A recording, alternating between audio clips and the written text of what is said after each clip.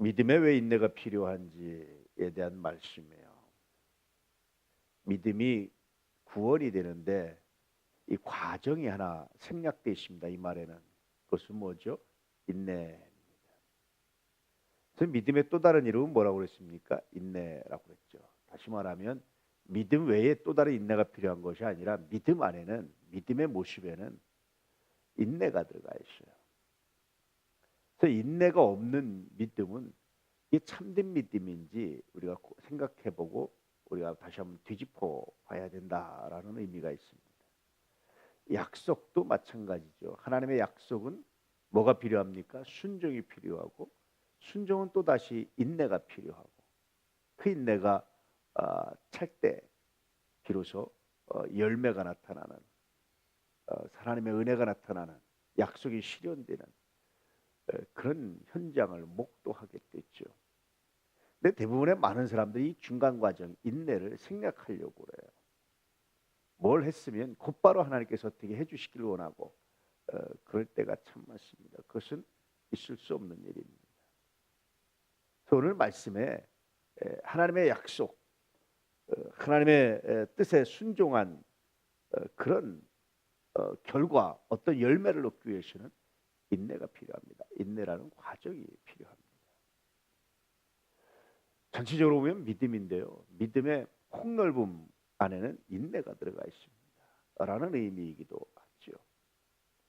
여러분이 인내의 과정을 거치고 있나요? 또 다른 말로 하면 이것은 시험, 테스트라고 말합니다. 하나님이 우리를 테스트하십니다. 그 믿음이 차기까지, 그 믿음이 온전해질 때까지 하나님 기다리시고 테스트하십니다. 그러므로 우리도 그 인내의 과정을 우리가 겪어야 되고 정당하게 혹은 순수하게 혹은 믿음으로 그 과정을 이겨내야 합니다.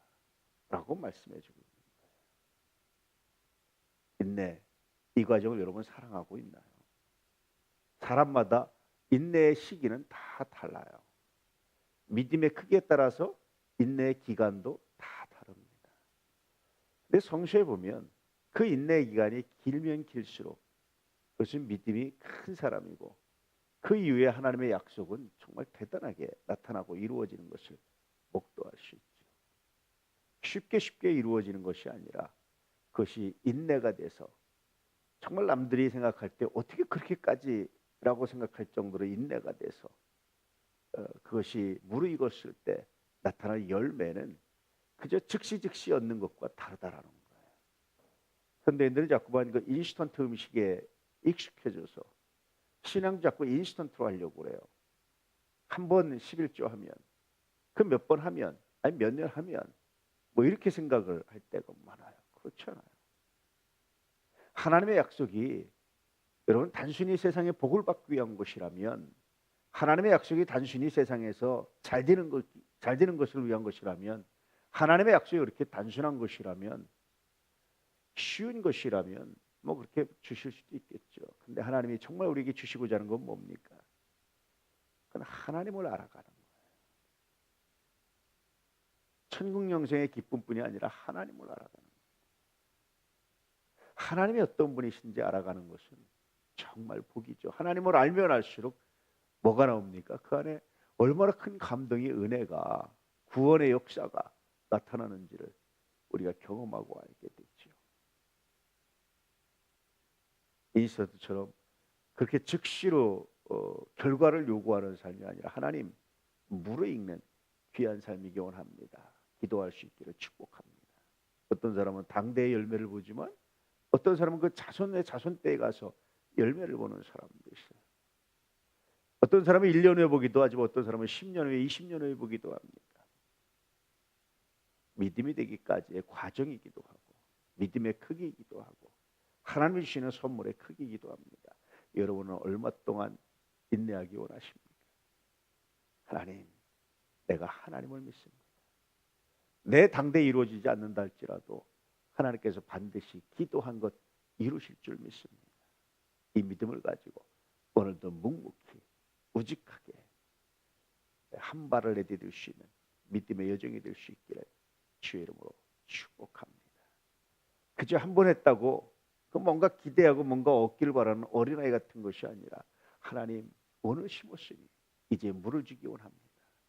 물을 주어서 자라게 하신 분이 하나님이시고 열매가 될 때까지 하나님 뜨거운 태양도 폭풍도 여러 가지 시련도 겪어내게 해주시기 원합니다. 그래서 아주 맛있는 그런 열매, 아주 풍족한 열매가 되어서 하나님께 영광이 되기 원합니다. 이런 기도를 가지고 주 앞에 설 수 있기를 주의 이름으로 축복합니다. 그런데 하나님이 이것을 인내할 것이라는 신뢰가 없는 사람에게는 즉시 나타내 보이기도 하시고, 믿음이 아니라 무엇인가를 바라고 하나님과 거래하려고 하는 사람에게는 그 열매를 주시지 않기도 하시고 등등 그렇습니다. 내년에는 몇 번 말씀드렸지만 11조 안 하고 주일성수 제대로 안 하면 이제 모든 직분을 주지 않을 생각입니다. 근데 여러분 생각보다 쉽지 않아요. 꼭 누군가 징계하는 것처럼 느껴질까 두렵기도 하고 염려되기도 하고, 징계가 아니라 좀 더 온전한 하나님의 사람으로 세우기 위한 어떤 의미에서 고육지책이거든요. 정말 불가피하게 못할 수 있죠. 정말 불가피하게 안 될 수 있죠. 그것까지 이해하지 못하면 안 되잖아요. 그런데 그런 것도 예외를 두면 또 이것이 불공정이 될 수도 있고 전체적으로 사람들이 따르지 못할 수도 있고, 이게 참 굉장히 어려운 문제입니다. 어떠한 기준을 정하고 일률적으로 적용한다는 것은 굉장히 어려운 문제예요. 그래서 사실은 그동안 일률적으로 적용하지 않으려고 참 많이 노력을 했어요. 그 사정을 좀 이해해야 되겠다. 어떤 원칙을 정하면 이건 큰 원칙이고, 큰 어떤 사람에게는 이 원칙이 너무 버겁고 힘들 수 있으면 유예를 하고 그렇게 적용하고 지켜오려고 많이 노력을 했어요. 보이지 않게.